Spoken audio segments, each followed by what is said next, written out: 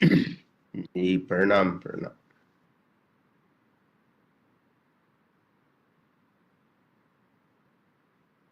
आइए हम सब अब परम पूज्य गुरु महाराज की बताई हुई साधना को इस समय करेंगे।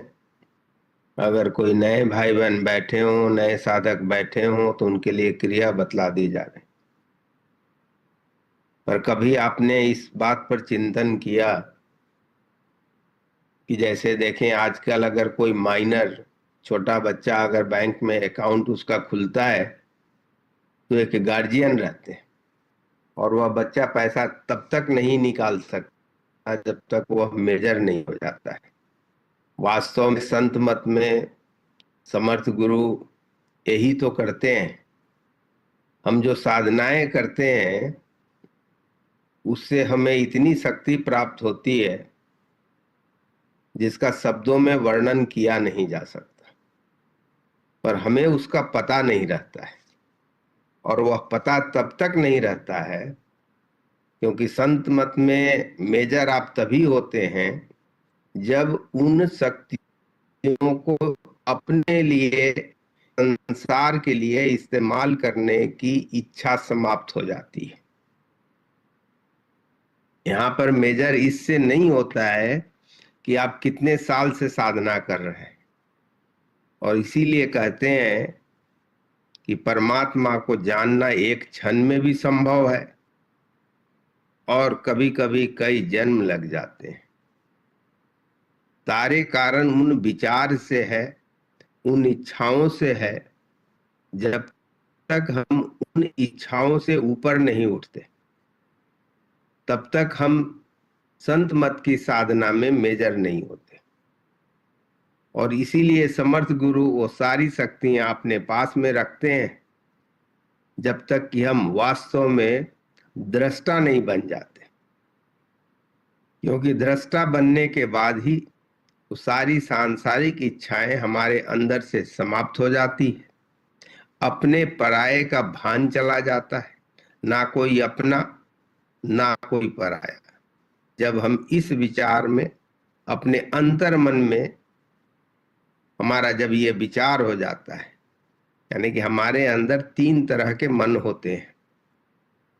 उसको इंग्लिश में कॉन्शस, सबकॉन्शस और अनकॉन्शस कहते हैं। तो ये तीन तरह के हमारी जो मन की स्थिति होती है वो तीनों कंबाइन करके हमारे कर्म को रास्ता प्रदान करती है। इसीलिए जैसे उदाहरण के तौर पर अगर आप अपने घर से अपने काम के लिए निकलते हैं चाहे किसी भी तरह से, तो शुरू में तो आप ध्यान दे करके रास्ते पर चलते हैं, पर आप पाएंगे कि थोड़े दिन के बाद में आपका ध्यान कहीं और रहता है, पर आपका शरीर अपने गंतव्य स्थान पर पहुंच जाता है क्योंकि आपका अनकॉन्शियस माइंड उस रास्ते पर आपको लेके चला जाता है। तो जब तक साधना से ये इन तीनों में विचार एक न हो जाए वास्तव में, तभी हमारे इच्छाएं समाप्त होती हैं। क्योंकि हमें लगता है कि हमारी इच्छाएं समाप्त हो गई, पर इच्छाएं तो हमारे सबकॉन्शियस और अनकॉन्शियस में पड़े रहते हैं। तो जब हम साधना से हमारी पहुंच उस अनकॉन्शियस तक भी हो जाती है जहां हम अनकॉन्शियस को भी बदल पाते हैं, तभी हमें यह बात वास्तव में समझ में आती है कि सृष्टि में सब सिर्फ और सिर्फ एक ही तो व्याप्त है, तो कौन अपना और कौन पराया। पर यहाँ पर कभी कभी हम अपने विचार में अपने हिसाब से उसको बदल देते हैं और हम सोचने लगते हैं कि हमारा फिर कोई कर्म ही नहीं है, और वहीं पर हम गलत हो जाते हैं। क्योंकि जब आपको कोई कर्तव्य प्रदान किया गया है, आपको जो ड्यूटी प्रदान की गई है, उसे निभाना मोह नहीं कहते। उसे निभाते हुए जब अपनी इच्छाएं हम उसमें लगाने लगते हैं, जैसे किसी का पुत्र हो और वो अपनी इच्छाएं अपने पुत्र पर लगाने लगे कि हमारा पुत्र ऐसा हो जाए, वैसा हो जाए, ऐसे, और ऐसी प्रार्थनाएं होने लगी। अपना कर्तव्य कि अपने पुत्र को सही से गाइड करना है, उसके विचार को सही दिशा देना है, ये हमारा कर्तव्य है।